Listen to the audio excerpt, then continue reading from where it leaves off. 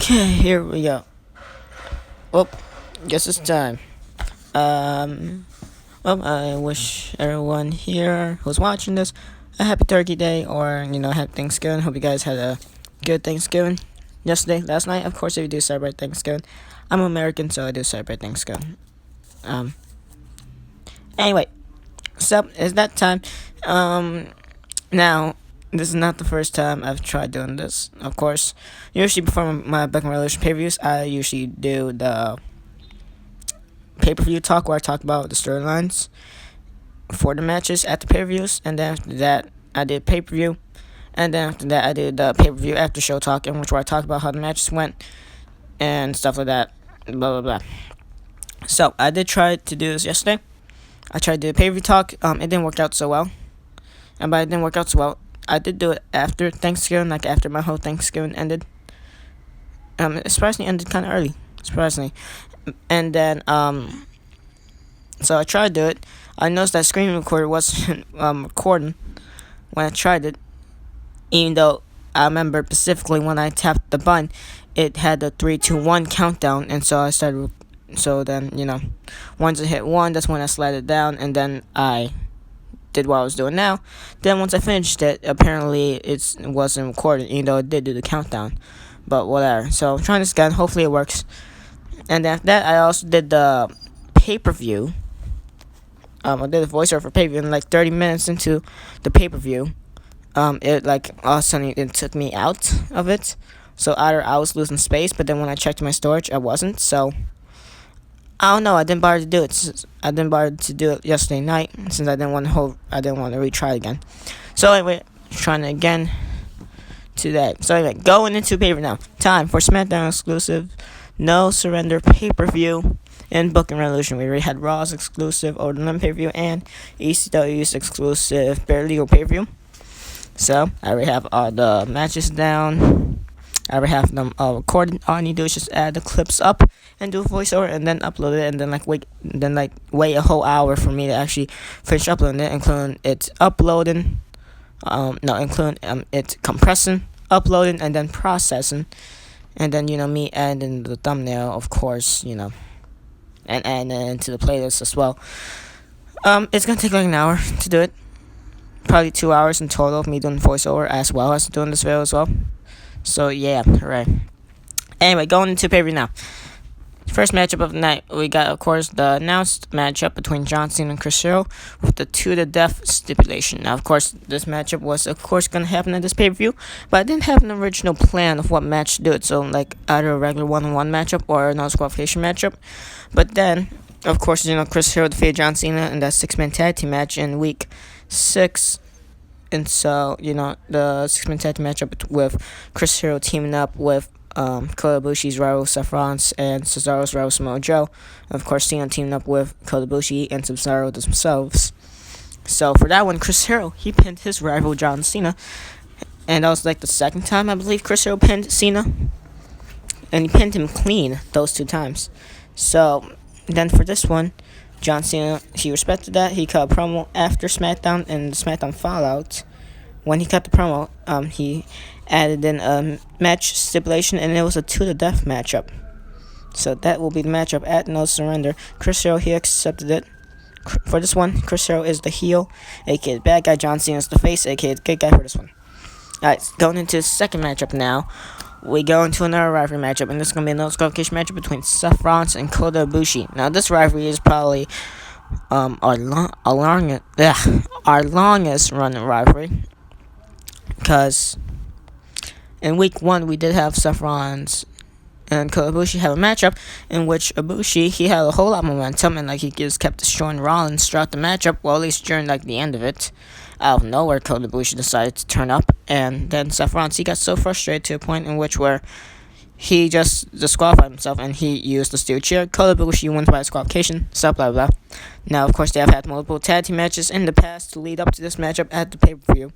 With Rollins teaming up with, other people's rivals, including, John Cena's rival Chris Hero, Cesaro's rival Samoa Joe, and stuff like that. And of course, we had Kota Ibushi team up with Cena and Cesaro and stuff like that. Just to set up the referees more and stuff.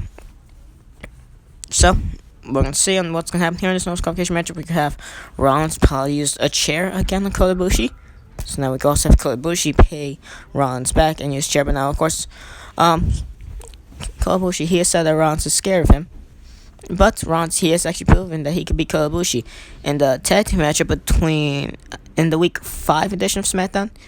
Not the week 6, but in the week 5 one, we had Cesaro and Kota Ibushi without the addition of John Cena and Chris Hero, and they took on Cesaro, and we have Cesaro and Kota Ibushi team up versus Samoa Joe and Seth Rollins for the second time in week 5. We previously had it in like week 3 or week 4. And then for this one, we had Seth Rollins make Kota Ibushi get eliminated. It was a regular 2-on-2 tag team matchup, so no eliminations will count unless you get disqualified, or unless if you get counted out. For this one, Kota Ibushi, he got counted out via Rollins, attacking him from outside and stuff like that. And so after that, Rollins also pinned Cesaro after the 2-on-1 handicap situation came into play after, Ibushi got eliminated via countout from Rollins. Rollins destroyed Kota Ibushi on the outside of the ring. Then Kota Ibushi, he got counted out. So Rollins, he did prove that he could defeat Kota Ibushi, but now no disqualification rules. We're going to see if Kota Ibushi could get his revenge. Third matchup, SmackDown Tag Championships. We had DX going 1-1 against Rhino and Heath Slater. Whichever team wins will become the first ever SmackDown Tag Team Champions in this universe. That's going to be cool. So for this one, we already had like a whole angle in which we had DX, the Young Bucks, and Rhino and Slater. The Young Bucks, of course, they have lost all their matches, and they have had 2 matches against Rhino and Slater, 1 match against DX. They've lost all of them. So Young Bucks, they're 0-3. They're not doing so well.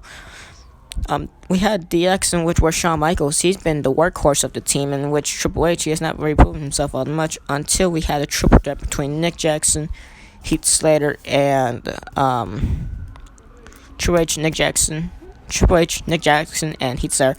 And so for that one, whichever person won will automatically make their team advance into the pay-per-view for the Tag Team Championship. And so Triple H, he won the matchup. He pinned Nick Jackson. And so, which is why DX is in here. And then Rhino and Slater, they had a Tag Team number 1 contenders matchup versus the Young Bucks in week 6, I believe. Yeah, it was week 6. That was the go-home show. And we had Rhino and Slater, of course, win. So we got DX versus Rhino and Heath Slater. Last time this happened, we had Triple H walk out on Shawn Michaels. And that was in DX's debut in this universe. And we had Triple H walk out on Shawn Michaels. And so that's when we classified Shawn Michaels as the more hard-working guy. But we shall see. Because Triple H, he did put DX into the spot, automatically being in pay-per-view, so we shall see on what happens. Anyway, going into the 4th matchup, probably the best match of the night. Well, it should be. Hiroshi Tanahashi will defend his United States Championship against Austin Aries. And for this one specifically, we had Hiroshi Tanahashi win a 12-man battle royal to become United States Champion. And we also had Austin Aries win a number 1 contenders matchup against 3 other men who were in that battle royal, including Jinder Mahal, Kazuchika Okada, and I'm trying to remember who else. I don't know, I'm going to check back. I believe that was in week 4, week 5. It was Austin Aries versus Pete Dunne versus Jim Hall versus Kazuchika Okada. Yeah, so Pete Dunne, the Bruiserweight, he was also in there. We had Aries pin Okada, I believe. So Austin Aries, he won some contenders matchup. He faced off against Hiroshi Tanahashi. So that should be a good one. Your 5th matchup, we got another referee matchup. No disqualification once again. And we got Cesaro going 1-1 with his Rouse Mojo. For this one, pretty much all said and done in week 1 or week 2. So probably this rivalry is also longer than the Rollins and Ibushi rivalry. Depends on which match it was, because I believe both of these were on week 1, but Cesaro and Samoa Joe rivalry, that probably started in week 2. I can't fully remember. But we did have Samoa Joe issue an open challenge to anyone in the locker room who's not had the match yet on SmackDown. And so we had Cesaro answer the open challenge, in which Cesaro actually defeated Samoa Joe in Samoa Joe's own open challenge. So of course that made Joe angry, and it has made Joe want a matchup against Cesaro in this pay-per-view, and which is granted they have had multiple tag team matches with teaming up with Kota Ibushi and John Cena to face up against Chera along with Chris Hero. and Seth Rollins and stuff like that. So we had like those three rivalries, overlap each other and stuff like that, which is kind of cool. So we shall see. It's gonna be definitely a hard hitting battle. So it's gonna be a great matchup to see. Anyway, sixth matchup. And this the fun matchup before the main event, but the sixth matchup. As we continue the Cruiserweight title tournament, we're still in the quarterfinals. This is the second matchup into the quarterfinals. We got Eddie Guerrero going one with Kofi Kingston. Of course, Kingston, he's in a team with R-Truth. He's not in the team of the New Day. Like Xavier Woods and Biggie, they are their own separate New Day team. Kofi Kingston, he's going with R-Truth. We have not made the New Day debut yet on SmackDown, but we are going to soon. And Kofi Kingston, he's just in his own team with R-Truth. And then Guerrero, this is his debut. He's going to be in the team with Chavo Guerrero. But for now, Cruiserweight tournament will be his own thing. I've not figured out something for Chavo yet. I think I probably have, because I actually do book shows after his pay-per-view. So I already have plans for SmackDown Week 7, depending on who wins, and SmackDown Week 8. No, I got plans for SmackDown Week 7. Okay. Anyway, so that should be a good Cruiserweight title matchup. Whoever wins this will face off against Juventud Guerrera in the quarterfinals, the semifinals, as Juventud Guerrera did defeat Ultimate Dragon on the Week 6 go-home show of SmackDown to kick off the Cruiserweight title tournament. We had Juventud Guerrera beat Ultimate Dragon, and that was a pretty good matchup. It was pretty high-flying. I liked it. So yeah, Eddie Guerrero versus Juventud Guerrera, that would be cool. Or Kofi Kingston versus Juventud Guerrera. We shall see in semifinals once we get there. And your semifinal matchup, your main event. Man, what a storyline this went through, to be fair, to set this up. Triple threat main event for the vacant World Heavyweight Championship on SmackDown. And it's Dolph Ziggler versus Ryback versus Aleister Black. That is going to be a good one. Now, the original plans was triple threat between Ziggler, Ryback, and Kevin Owens. Until, the whole storyline with Owens and Aleister Black and stuff like that. I was able to improvise and stuff like that. It made Owens get injured from Aleister Black after Aleister Black eliminated Owens from the 12-man United States Championship Battle Royal. After Aleister Black got eliminated himself, so he eliminated Owens from the outside of the ring. So yeah. And then, stuff came to be, blah, blah, blah. What is that? Oh, yeah, okay. Yeah, I was gonna point it at this. Right, my bad. So yeah, and then the original plan after, Aleister Black attacked Owens, I was planning on making it a fatal four between Owens, Ziggler, Ryback, and Aleister Black. That would sound cooler until, I made Aleister Black injure Kevin Owens. Now, of course, it was on exhibition mode, so of course I could have tried it again. And I could have made Owens not get injured, but I decided to upload it and stuff, so I decided to roll with it and say, oh, Kevin Owens is injured and stuff like that. So he is storylined in an injury, so it's not going to be a fair four-way. It's not going to be a triple threat with Owens in it, or a fair four-way with Owens and Black in it. It's going to be a triple threat between Ziggler, Ryback, and Aleister Black. For this one, Ziggler and Ryback, they do have some history overlapping with Kevin Owens and Dolph Ziggler history.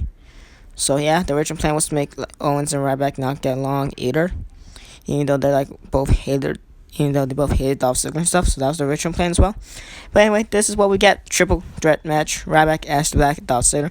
These men have had main matches against each other. Ryback, he did defeat Aleister Black on the Week 6 go home show of SmackDown, and it was via countout. Sadly, Aleister Black did not get in the ring by the count of 10, so Ryback won that match in the record books, but it was by countout. So that was kind of sad. We also had Bray Wyatt versus Aleister Black in Week 5 of SmackDown. We had Aleister Black absolutely demolish Bray Wyatt in that dream match. I'm checking back on some past matches here. Yeah, so that's pretty much it. Well, for the big major parts of the storylines, and again, Aleister Black more momentum. Along with Ryback, he did defeat Dolph Ziggler once, and Dolph Ziggler, he has defeated Ryback once. So yeah. Anyway. So that's pretty much it for the match card. Tell me what you guys think about the match. The full show will probably be uploaded later on the day, hopefully. I want to upload it in separate parts if I run out of space, but I do have enough space. This is going to be the longest pay-per-view so far out of Order Limit and out of the Bare Legal pay-per-view. So we shall see. It's going to be a longer pay-per-view than those last two. So that's cool. Hey, thank you guys for watching. Tell me what you guys think about the match card in the comments below. If you want to, blah blah, you don't have to, or whatever. Anyway, thank you guys for watching, and don't miss the SmackDown exclusive No Surrender preview. Bye.